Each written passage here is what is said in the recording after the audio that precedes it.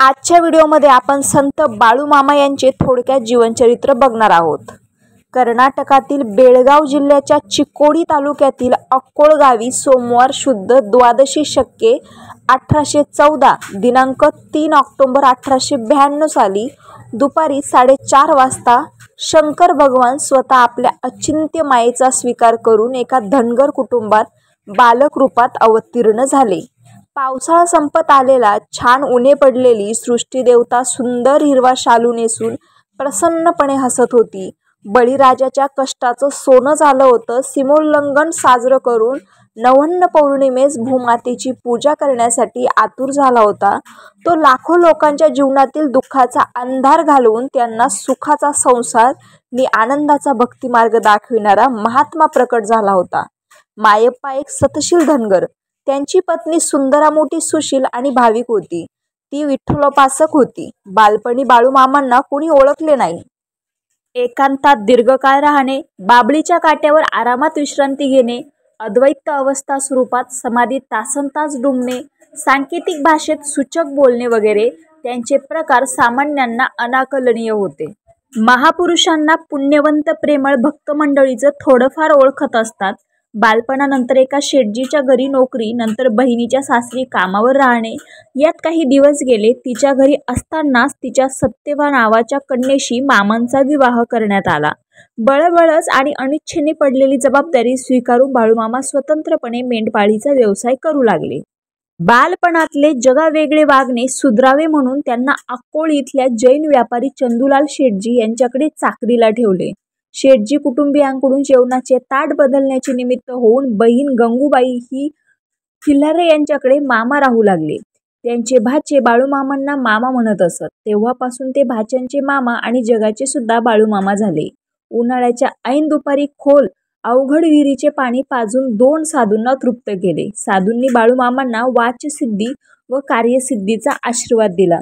बाळूमामांच्या इच्छेविरुद्ध पण आईवडिलांची आज्ञा पाळण्यासाठी बहीण गंगूबाईची मुलगी सत्यवा बरोबर त्यांचा विवाह झाला होता। दोघेही कुळाचाराप्रमाणे मेंढ्या राखू लागले। फिरता फिरता संसार सुरू झाला। एके दिवशी बकरी चारत असताना "अरे बाळू, तू गुरु करून घे" अशी आकाशवाणी झाली। तेव्हा बाळूमामांनी ठरवले की मी भूते काढल्याचे पैसे जो कोणी बरोबर सांगेल त्याला मी गुरु करून घेईल। काही दिवसांनी शिवारात फिरत असताना मुळे महाराज भेटले व म्हणाले, "अरे बाळू, भूते काढलेले 120 रुपये मला दे." हे उद्गार ऐकून मामांनी गुरु म्हणून मुळे महाराजांचे पाय धरले। लग्नानंतर सुमारे 9 वर्षांनी सत्यवा गरोदर राहिली, पण बाळूमामांची आज्ञा न पाळल्यामुळे तिचा गर्भपात झाला। तेव्हापासून त्यांनी पत्नीचा त्याग करून जगाचा संसार आपला मानला।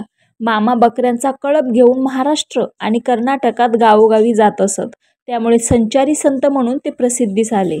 कीर्ती किंवा प्रसिद्धीसाठी त्यांना हाव अपेक्षा नव्हतीच। भक्तांच्या भल्यासाठी, कल्याणासाठी प्रसंगानुसार त्यांनी काही चमत्कारही घडवले होते। पंचमहाभूतांवर त्यांची सत्ता होतीच, पण कानडी व मराठी ग्रामीण बोलीभाषेत ते सर्वांना न्याय, नीती, धर्माचरणाचा उपदेश करीत असत। प्रसंगी शिवाही देत असत।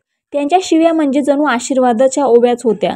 लहानपणापासून थोरापर्यंत तर गरिबापासून श्रीमंतापर्यंत, आडाण्यापासून विद्वानापर्यंत सर्व स्तरातील स्त्री पुरुष त्यांचे भक्त होते व आजही आहेत। शर्ट, धोतर, फेटा, कांबळा, कोल्हापुरी चप्पल हा त्यांचा पेहराव। भाजी भाकरीचा साधा आहार त्यांना आवडे। ऊन, वारा, पाऊस किंवा थंडी असो, बकऱ्यांसवे शिवारातच त्यांचा मुक्काम असे।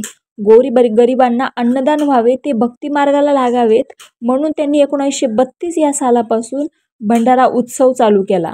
त्यानिमित्ताने ते अन्नदान करू लागले।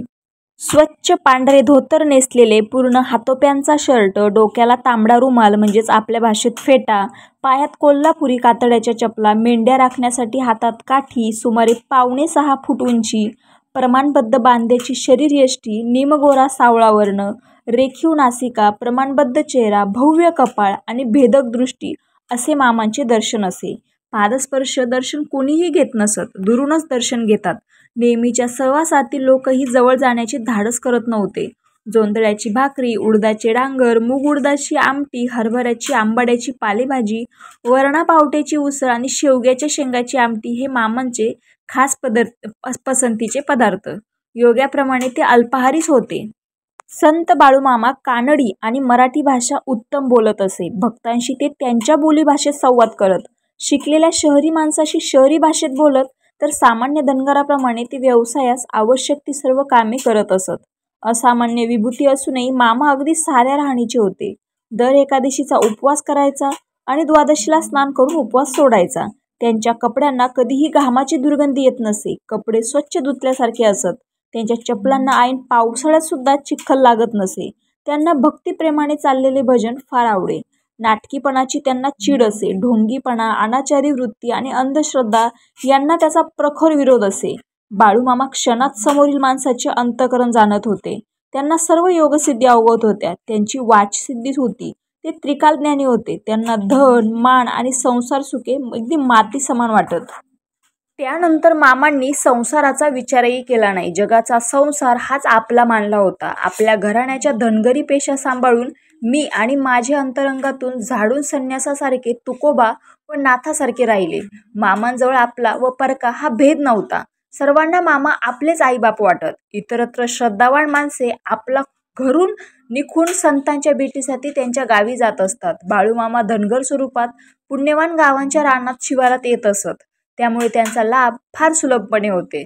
मात्र एक गंमत होती. काही वेळा काही दर्शनार्थींना ते अतिशय शिव्या देत असत. माणसांची श्रद्धा तपासणे, अभिमान, अहंकार झाडवायस लावणे आणि त्यांची संकटे नष्ट करणे असा त्यांचा तिहेरी हेतू त्या शिव्या देण्यामागे होता. पण पुण्य नसल्यास माणूस मामापासून दूरच राहत होता. वयाच्या 74व्या वर्षी मामा सगुणरूप अदृश्य झाले. समाधीपूर्वी 1-2 वर्ष सूचक शब्दांनी मामा कल्पना देत होते. गूढ वेदांत शास्त्रपर वचने बोलत होते. तथापि बहुतेक सर्वांना स्पष्ट बोध अखेरपर्यंत होऊ शकलाच नाही. अनेक भक्तांना स्वप्नात तशा प्रकारच्या सूचना त्यांनी दिल्या होत्या. काही जणांना प्रत्यक्ष प्रकट होऊन आपल्या समाधीसंबंधी आवश्यक ते सांगितले सुद्धा होते.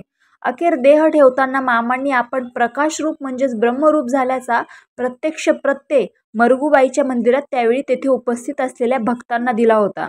परब्रह्माला म्हणजे अनादी देवाला उपनिषदे, वेद प्रकाशरूप असे समजतात.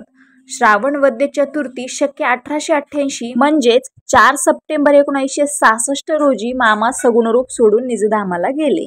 तर हेच होतं संत बाळूमामाचं जीवनचरित्र. व्हिडिओ आवडला असेल तर चॅनलला नक्की सबस्क्राईब करा. रामकृष्ण हरी.